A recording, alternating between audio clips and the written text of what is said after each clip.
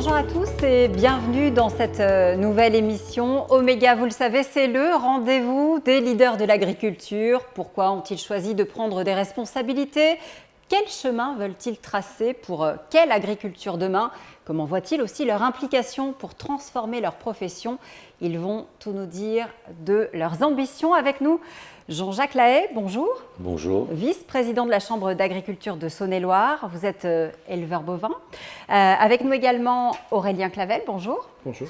Vous êtes producteur de lait AOP Saint-Marcelin, de noix, de noisettes, de bière et de miel également, je crois, en vente directe. Vous êtes administrateur de la FDSEA d'Isère. À vos côtés se trouve Florian Salmon. Bonjour Florian. Bonjour. Vous êtes producteur de lait, administrateur de la Chambre d'agriculture d'Ille-et-Vilaine et également avec nous Anne-Gaëlle L'Espagnol. Bonjour. Bonjour. Vous êtes productrice, Anne-Gaëlle, de céréales, de semences, vice-présidente de la Chambre d'agriculture du Cher. Question à tous les quatre, pourquoi avoir choisi de prendre des responsabilités, Jean-Jacques? Oui, alors les responsabilités que j'ai prises, elles sont nées il y a déjà quelques années et c'est pas par hasard. J'ai eu une maman qui s'est beaucoup impliquée et qui a été dans les organisations professionnelles diverses et variées. Et donc, je pense que quand on est baigné depuis tout petit, depuis notre plus jeune âge, on a aussi l'ambition de donner aux autres et de s'impliquer dans nos organisations professionnelles. Et je pense que c'est important de s'y impliquer. Anne-Gaëlle? Oui, je suis un petit peu sur la même ligne.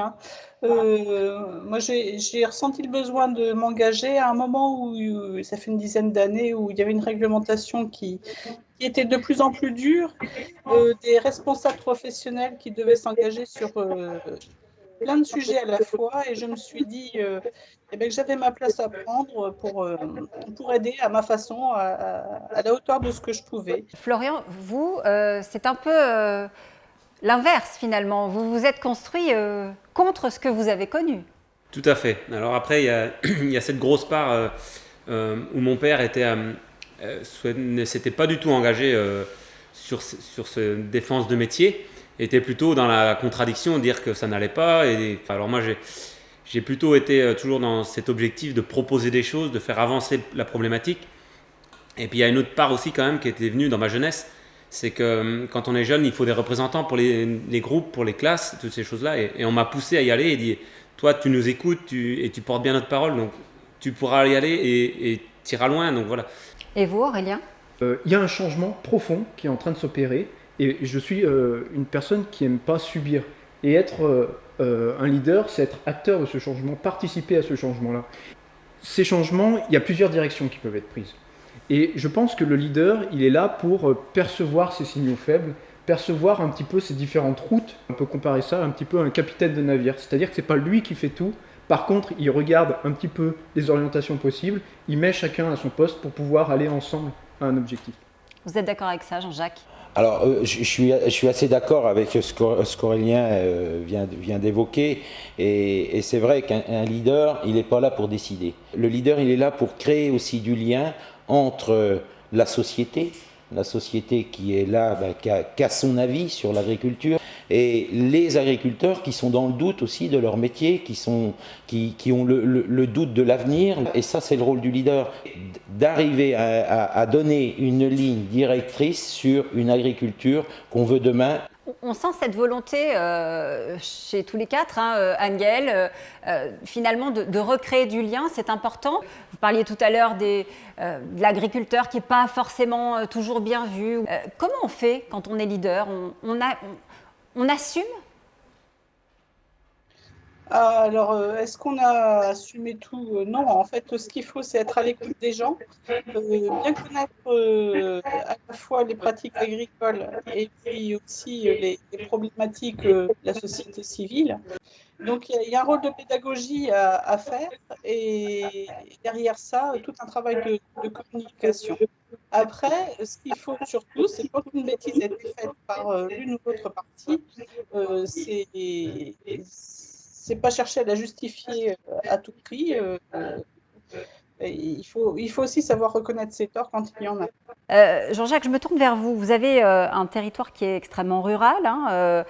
C'est aussi renouveler, de donner envie aux jeunes de s'installer, votre mission? On travaille sur l'installation, d'accompagner ces nouveaux jeunes, de leur ouvrir aussi les portes, de vraiment ouvrir les portes à tout le monde, et entre autres à des personnes qui sont ce qu'on appelle hors cadre dans notre jargon, des personnes qui viennent d'un autre milieu, et donc on est là aussi pour les accueillir, pour les former, pour arriver à ce qu'ils arrivent à leur projet. Et ça, c'est important, et je pense qu'il faut qu'on les accompagne.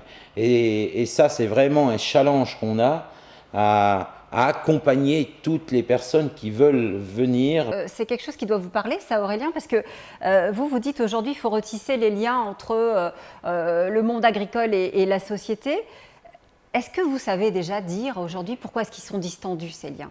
Il y a déjà les acteurs qui sont au milieu, qui ont séparé en fait cet acte de production et cet acte de consommation, c'est-à-dire industriel, distribution. Et il y a aussi peut-être le contexte où il y a plusieurs dizaines d'années, les citoyens, le consommateur n'étaient pas aussi attentifs à ce qu'il mettait dans son assiette. Et pour lui, se nourrir, c'était quelque chose de normal. Et ça devient de plus en plus un acte citoyen. Et il se rend compte que derrière son assiette, il y a non seulement des emplois, il y a aussi une production, il y a aussi de l'environnement, il y a aussi du climat. Et ces choses qui sont les changements climatiques, l'environnement, les territoires, ce sont des vrais enjeux de société du XXIe siècle. Et on s'aperçoit que l'agriculture est au cœur de ces enjeux et que l'agriculture a un rôle à jouer. Cette interconnexion, Anne-Gaëlle, entre le terrain, le vôtre, la société, elle passe peut-être aussi par un changement dans un monde agricole qui en a besoin, hein. Qu'est-ce que vous en pensez? Alors complètement, hein. En fait, on est dans un monde qui va vite, quels que soient les milieux où on se trouve, et l'agriculture n'échappe pas à ce constat. Nous, on a un outil à faire évoluer perpétuellement. Aujourd'hui, on est sur un modèle qui se voudrait plus tourner vers l'environnement. C'est tout à fait un challenge qui est noble et puis qui peut être relevé. Les agriculteurs ont des idées, les agriculteurs font des essais et on les accompagne à concrétiser, vulgariser, se former toujours pour avoir davantage de connaissances, aller chercher des idées ailleurs, dans d'autres pays, ou alors être simplement novateur. Et donc ça, c'est le travail des formations qu'on trouve en chambre d'agriculture.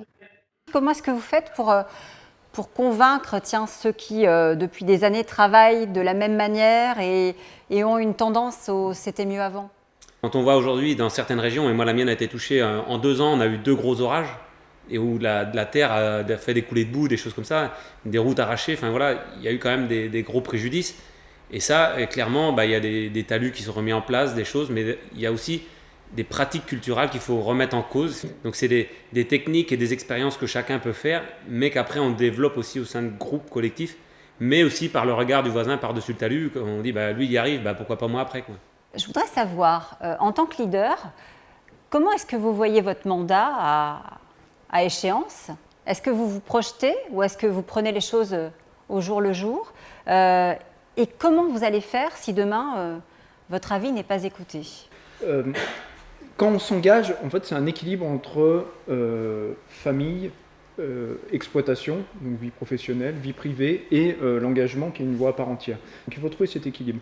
Donc en fait, se projeter, ça voudrait dire déjà aussi savoir ce que notre vie privée ou notre vie professionnelle nous réserve dans 5 à 10 ans. Donc on a un avis, enfin on a des projets, on a des choses, mais on ne sait jamais complètement ce que ça sera. Se projeter, c'est aussi faire part à d'éventualités de ne plus pouvoir